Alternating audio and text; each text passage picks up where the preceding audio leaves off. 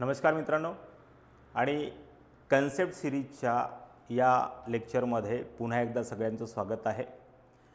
ज्या पद्धतीने इनॉग्रेशनच्या दिवशी मी घोषणा केली होती की जवळपास मी 400 कन्सेप्ट सगळ्या UPSCच्या सिलेबसमधले तुमच्यासाठी या ठिकाणी घेऊन येणार। तर आज आपण मित्रांनो याच सेगमेंटमध्ये GS4 मध्ये इमोशनल इंटेलिजन्समध्ये डॅनियल गोलमॅनचा जो सिद्धांत आहे आणि what is the differences between IQ and EQ यामध्ये डॅनियल गोलमॅनच्या अनुसार जगामध्ये या दोनच कॅटेगरीचे असे लोक तुम्हाला दिसतील, कोणाचा इमोशनल कोशंट हाय आहे, कोणाचा इंटेलिजंट कोशंट हाय आहे। आता साधारणतः इमोशनल कोशंट ज्या व्यक्तीचा अधिक आहे, ज्याला आपण भावनात्मक अभिगम्यता या मराठी संकल्पनेमध्ये या ठिकाणी कन्सिस्ट करतो। एक गोष्ट लक्षात ठेवायची की या पेपरमध्ये इंग्लिश टर्मचा तुम्हाला जो आहे समज असला पाहिजे आणि त्याच्यानुसार तुम्हाला मराठी टर्म्स अप्रोप्रिएटली त्या ठिकाणी वापरता आल्या पाहिजे, तरच या पेपरमध्ये चांगले नंबर्स तुम्हाला प्राप्त होऊ शकतात। साधारणतः इमोशनल लर्निंग येतं इमोटिव्ह आणि सोशल लर्निंग। साधारणतः सॉक्रेटिसनी ज्या ज्ञानाची कल्पना केलेली होती ते ज्ञान प्राप्त होतं इमोशनल लर्निंग, भावनात्मक अभिगम्यतेच्या आधारावर। याला म्हणतो आपण इमोटिव्ह आणि सोशल लर्निंग। दुसरा शिकण्याचा एक प्रकार आहे, लर्निंगचा दुसरा प्रकार आहे ज्याला म्हणतो कॉग्निटिव्ह लर्निंग। या दोनच संकल्पना डॅनियल गोलमॅनच्या सिद्धांतामध्ये मित्रांनो लक्षात ठेवायचे आहे। एकदम शॉर्ट बट संपूर्ण कंटेंट त्याच्यामध्ये तुम्हाला जे आहे, तर डॅनियल गोलमॅनच्या सिद्धांताचा सारांश जर बघितला तर या दोन संकल्पनांमध्ये तो अवतरित होतो। नंबर फर्स्ट, आता या ठिकाणी एक एक्झाम्पल मी तुम्हाला देतो ना, आणि ॲक्च्युअल मी नाही देत आहे, हे डॅनियल गोलमॅनच्या ग्रंथामध्येच दिलेलं एक्झाम्पल आहे। असं समजा की एक उच्च प्रतीचा डॉक्टर आहे ना। आता डॉक्टर आहे, स्वाभाविकपणे सामाजिक प्रतिष्ठा त्याचबरोबर मान सन्मान या सगळ्या गोष्टी, आणि या व्यक्तीची हा ये नावाचा व्यक्ती आहे, या व्यक्तीची डॉक्टर बनण्याची ही जी प्रक्रिया आहे, तर वातावरण खूप छान होतं अगदी सुरुवातीपासून, एकदम आईबापाच्या लाडामध्ये, परंतु आईबापाच्या नियंत्रणामध्ये वाढलेला हा मुलगा आहे। आईनं म्हटलं की इथंच बसायचं, मी उठमानेपर्यंत है ना, तर तोपर्यंत तिथून हलणार नाही, अशा पद्धतीचा आज्ञाधारक मुलगा होता। जसं असतं ना, पापा की है ना तुम्हाला जे आहे प्यारी, आणि मम्मीचा गोलू गोलू टाईप, गोलू मोलू टाईप जे आहे ना, अशा पद्धतीचा हा मुलगा होता। पढाकू, अभ्यासात खूप सातत्यानं मेहनत करणारा, अशा लोकांना इंग्रजीमध्ये नर्ड म्हणतात। नट म्हणजे ज्यांना बाहेरच्या जगाशी कुठेही घेणं देणं नाही आहे, परंतु सामाजिक संदर्भामध्ये ही प्रक्रिया जी आहे, डॅनियल गोलमॅन म्हणतो माणसाच्या इमोशनल कोशंटमध्ये बाध्य किंवा बाधा उत्पन्न करणारी ठरू शकते। त्याचंच हे एक्झाम्पल आहे। इथे मी थोडंसं नाव बदललं, प्रोफेशन बदललं, तुम्ही समजून घेऊ शकता। आपल्याला केस स्टडीच्या आधारावर सुद्धा या कंटेंटला आणि या कन्सेप्टला समजून घ्यायचं मित्रांनो, ठीक। तर डॉक्टर आहे, एकदम एका चाकोरीबद्ध स्थितीमध्ये वाढलेला मुलगा आहे। नंतर याचं मन नाही लागलं त्या डॉक्टरकीमध्ये, प्रॅक्टिस करून बघितली, नंतर MBA मध्ये तो गेला आणि MBA मध्ये टॉप केलं, तिथे पण टॉप, डॉक्टरकी 10वी 12वी, त्याच्यानंतर मेडिकल सायन्सेसमध्ये सुद्धा टॉप, बरोबर। आणि त्याचं नंतर मन लागू लागलं हॉस्पिटल कॉर्पोरेशन किंवा हॉस्पिटॅलिटी कॉर्पोरेटमध्ये, आणि मग त्यासाठी MBAची एक्झाम आणि एंट्रन्स एक्झाम दिली, कॅट वगैरे दिली, अहमदाबादमध्ये आणि मस्त तुम्हाला जे आहे MBA केलं। त्या ठिकाणी सुद्धा त्याचा जो परफॉर्मन्स आहे तो सुपरबच राहिलेला होता, आणि तिथूनच प्लेसमेंट मिळालं 1 कोटी रुपयाचं। म्हणजे जसं 3 इडियटच्या सिनेमामध्ये चतुर जो असतो आहे का नाही, तर एकदम चाकोरीबद्ध स्थितीमध्ये नट टाईपचा त्या ठिकाणी दाखवला। सेम कहाणी 3 इडियट्समध्ये जे आहे या ठिकाणी डॅनियल गोलमॅनच्या EQ आणि IQची कहाणी, आणि दुसरीकडे रॅन्चो असतो, एकदम सोशल आणि एकदम हसत खेळत परीक्षेच्या 2 दिवस आधी अभ्यास करायचा. सेम 3 इडियट्सचे एक्झाम्पल टाकायचं आपल्याला या ठिकाणी. शेवटचा सीन जो आहे या सिनेमाचा, नाही का, तर फुनसुक बांगडूला भेटायसाठी चतुर येतो आणि मग तुम्हाला माहिती आहे ना, तोफा कबूल करो. सेम अशा पद्धतीचं हे एक्झाम्पल आहे. इथून या माणसाला 1 कोटी रुपयाची नोकरी लागल्या. तुम्हाला माहिती आहे कॉर्पोरेट सेक्टरमध्ये याच्यावर एक सिनेमा पण आहे कॉर्पोरेट म्हणून.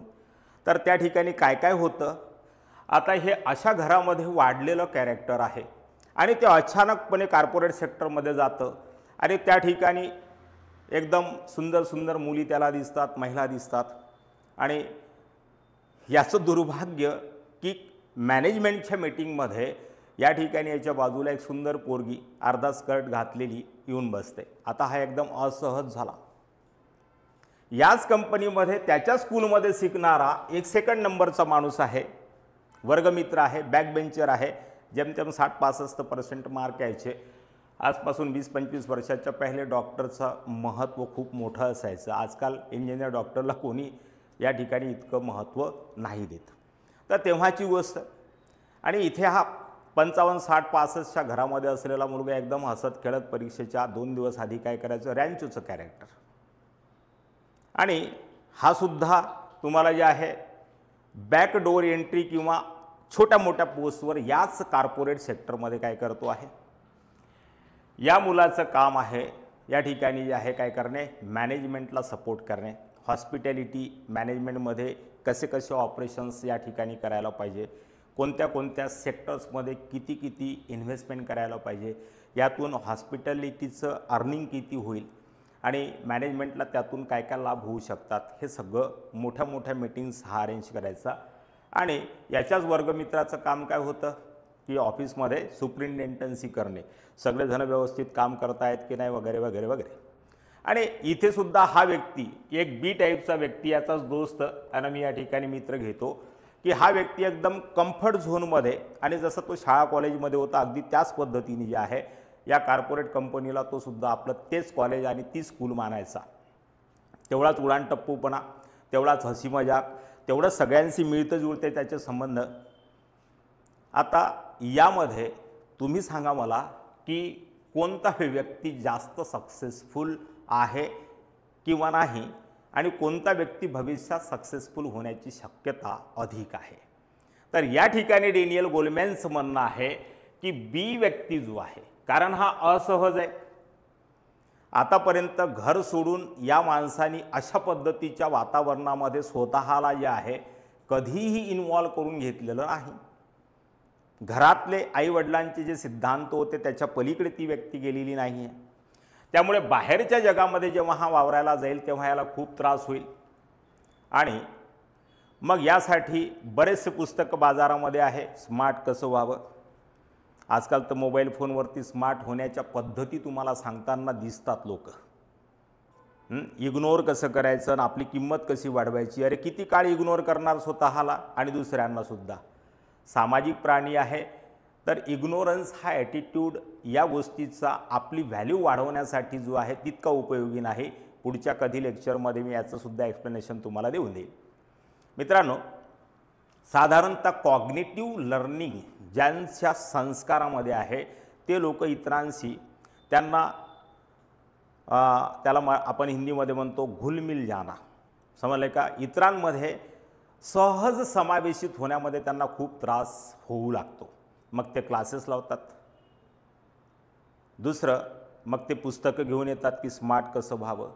अनेक पुस्तकं बाजारामध्ये आहे, पुअर डॅड, रिच डॅड पुस्तक खूप गाजत आहे सध्या.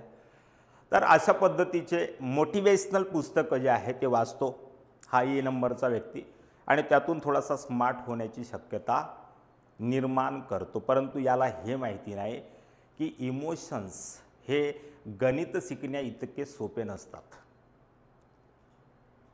हे तुम्ही करू शकता प्रयत्नाने, 1-2 महिन्यामध्ये थोडंफार त्याच्यामध्ये फरक होऊ शकतो. परंतु इमोशन्सचे प्रयोग दिवसातून लाखो वेळा करावे लागतात आणि संपूर्ण जीवनभर करावे लागतात. तेव्हा कुठं ते इमोशनल आणि सोशल बिहेवियरचा ॲटिट्यूड तुमच्यामध्ये निर्माण होतो. आणि म्हणून डॅनियल गोलमॅन म्हणतो की emotional learning with social learning, समजतंय, हे गणित शिकण्या इतकं सोपं नाही आहे बिलकुल. इतिहास शिकू शकता, भूगोल शिकू शकता, पॉलिटिक्स शिकू शकता, इकॉनॉमी शिकू शकता, गणित शिकू शकता, जॉमेट्री शिकू शकता, पण इमोशन्स नाही. भावना शिकणे आणि समजणे, इतरांच्या भावना समजून घेण्यासाठी आणि स्वतःच्या भावना समजून घेण्यासाठी जी पात्रता लागते ना, ती सोशल लर्निंगची आहे. म्हणून हा बी नंबरच्या व्यक्तीच्या संभावना खूप अधिक आहे ए नंबरच्या तुलनेमध्ये सक्सेस होण्याच्या. म्हणून रॅन्चो अधिक सक्सेस दाखवला गेला 3 इडियटमध्ये आणि चतुर टॉप मोस्ट कंपनीमध्ये टॉप मोस्ट पोझिशनवर असूनही, समजलं आहे का, तर रॅन्चोचा शेवटचा सीन या ठिकाणी तुम्हाला लक्षात घ्यायला पाहिजे. मित्रांनो, हीच सगळी एक्झाम्पल जी आहे, तर डॅनियल गोलमॅनच्या सिद्धांतानुसार ही समजदारी इमोशन्सवर नियंत्रण ठेवण्याची, स्वतःच्या भावना समजणे, त्यावर नियंत्रण ठेवणे, त्याचसोबत इतरांच्या भावना समजून त्याच्यावरती सुद्धा नियंत्रण ठेवणे, याला म्हटलं जातं इमोशनल कोशंट. आणि म्हणून डॅनियल गोलमॅन म्हणतो की इमोशनल कोशंट हा अनुभवात्मक आधारावरनं येतो, तो पुस्तकातून येत नाही. आणि म्हणून एथिक्स शिकण्यासाठी इमोशन्स परिपक्व असले पाहिजे. या ठिकाणी बुद्धीचं काम फार कमी आहे. मी अनेकदा पोरांना सांगतो आणि तुम्हाला पण सांगतो आहे, अनेक लेक्चर्समध्ये मी याची चर्चा करतो की IQच्या तुलनेत इमोशनल कोशंट ज्यांच्याकडे आहे ती व्यक्ती अधिक सक्सेस आहे.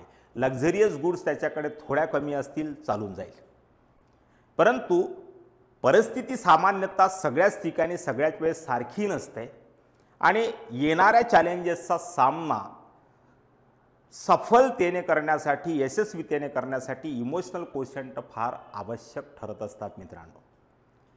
कारण संपूर्ण जीवनभरामध्ये कोणत्या वेळी कशा पद्धतीची परिस्थिती तुमच्या पुढे निर्माण होईल ना, हे सांगून येणार नाही. आणि अपवाद आपण नाही आहे, अपवाद आपण नाही.